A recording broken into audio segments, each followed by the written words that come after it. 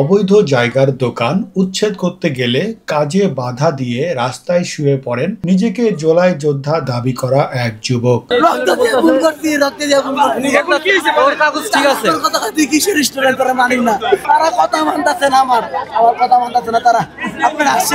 আমাদের এখন চুরি ডাকাতি ছাড়া আর কিছু করা যাবে না। চুরি ডাকাতি আমাদের পার্সিটির লেখাপড়ার টাকা, আপনি কলেজের পরীক্ষার টাকা সবকিছু এটা দিয়ে দিতে হয়। আমরা এখন চুরি ডাকাতি নামবো। মিরপুরের ভাসানীর মোড়ের এই অবৈধ জায়গায় গড়ে ওঠা দোকানপাট ভেঙে ফেলা হচ্ছে। দোকানদারদের দাবি কোনো নোটিশ দেওয়া হয়নি ভাঙার আগে। নোটিশও দেওয়া হয়নি ভাই, নোটিশ ছাড়াই ভাঙছে। জিনিসটা তো বলতে হবে যে ভাই আমি কালকে ভাঙবো, কিন্তু কোনো নোটিশ দিতে হবে। নোটিশ না দেওয়ার জন্য ভেঙে দিবে, তাহলে এটা তো হবে না। এদিকে ম্যাজিস্ট্রেটদের দাবি অবৈধ জায়গা ভাঙতে কোনো নোটিশ দেওয়ার প্রয়োজন হয় না।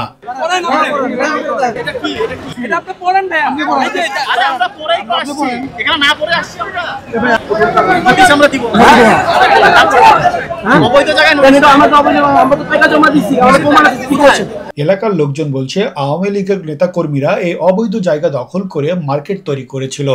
আওয়ামী লীগের সময় যারা দালালি করে একদল লোকে যে খাওয়া দাওয়া করছে বা দখল করছে, পাচার স্টেপ করেও তারা দখল করছে এই জায়গায়। দোকানদারদের বাধার মুখে আপাতত স্থগিত করা হয় অবৈধ উচ্ছেদ অভিযান।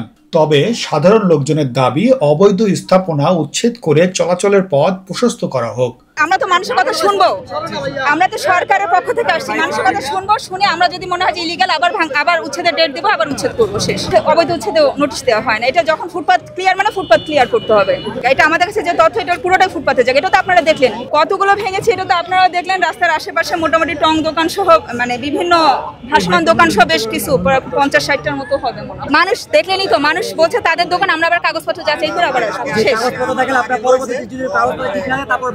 হ্যাঁ, এটা আমরা যাচাই না করে, এটা যাচাই বাছাই না করে তো হবে না। আমি কি এখানে যাচাই, আমাদের নিজস্ব রেজিস্টার আছে, রেজিস্টার আছে না, রেজিস্টার দেখতে হবে, আমাদের সবকিছু শুনতে হবে, শুনে তারপরে দেখবো যেটা।